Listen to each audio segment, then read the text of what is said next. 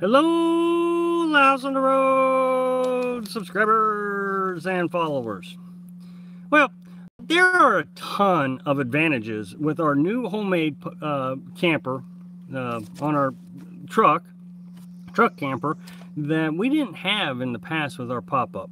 And I wanted to go through all of them and just tell you how excited we are about starting our new 2.0 Little House on the Road venture.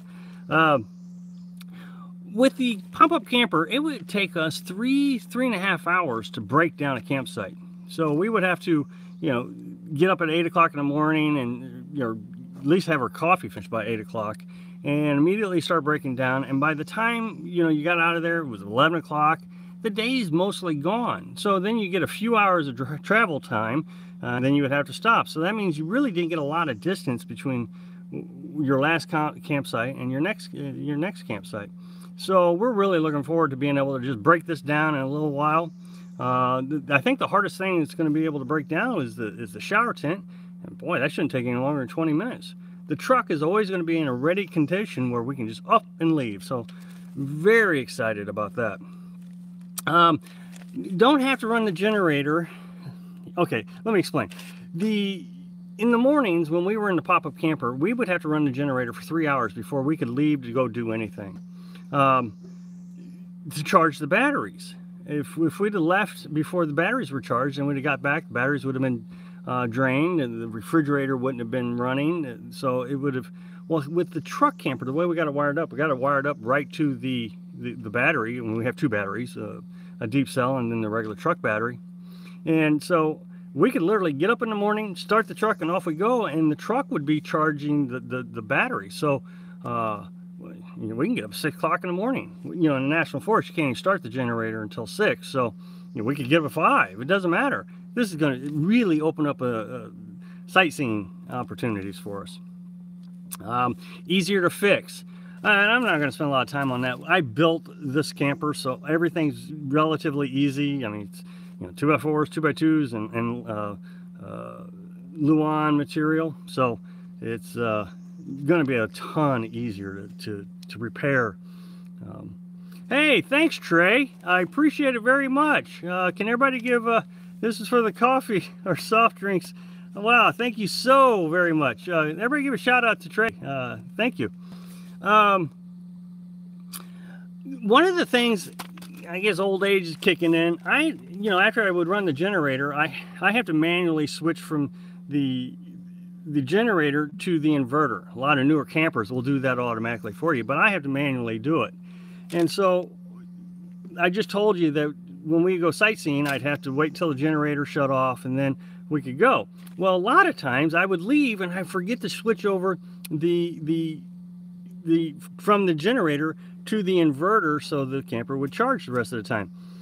Well, here, that's not a big deal. I would get down the road and I'd have to turn around and come back and then plug it in and waste more time. But with this, I can just literally pull off to the side of the road, jump back there and do it. Again, I've done everything I can to try to remember to do it, but hopefully, if I do it again, hopefully I can just stop and do it. The other thing I'll be able to monitor is from the truck, I can see if the inverter is working.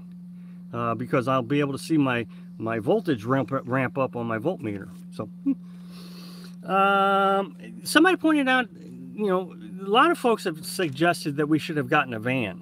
One, I'm not sure a van would have suited us for 2 people. For some reason, this camper, the truck camper we built, really fits us very well. A lot better than the pop-up camper. We were always crowded in a pop-up camper. This one's just so nice. But one of the things is somebody suggested that a van would have cost more to operate. We're getting 19 miles to the gallon with this truck camper. With a van, some people are suggesting 10 to 14 miles per gallon. So huge savings over a van. We can park anywhere.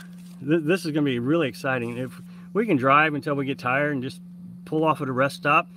Some rest stops allow you to stay the night, like in Mississippi. They have security guards, you can stay the night. Even here in Florida, you can stay, I think, 3 hours.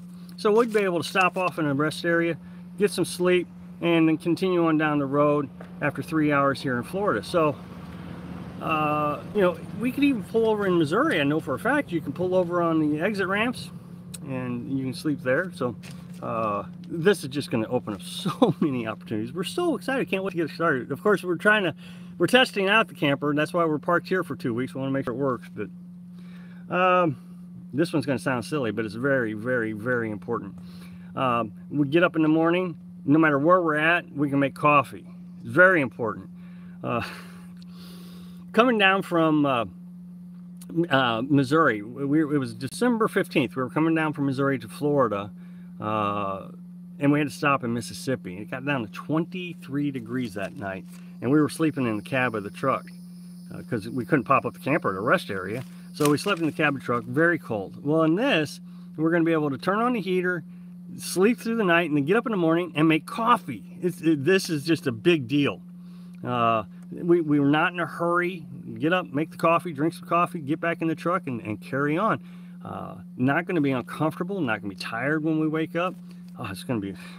I can't wait until we get started on this adventure. Don't have to worry about getting to a campground. We try to get to the campground before dark. Now remember, in the winter, that's pretty tough because you got to get there by 4 o'clock. Or at least, well, with a pop-up, you'd have to get there about 3, maybe even 2:30. So remember, we left one campsite at 11, and now we're having to get to 2:30 because you don't want to set up after dark. Well, with this one, it doesn't matter. We can pull into the campsite after dark, just open up the back door, and then we're done, and then we set up tomorrow. So, again, I keep saying it, but we're so excited about getting ready to get this started. So, when we were in South Carolina, well, here in Florida too, but specifically in South Carolina,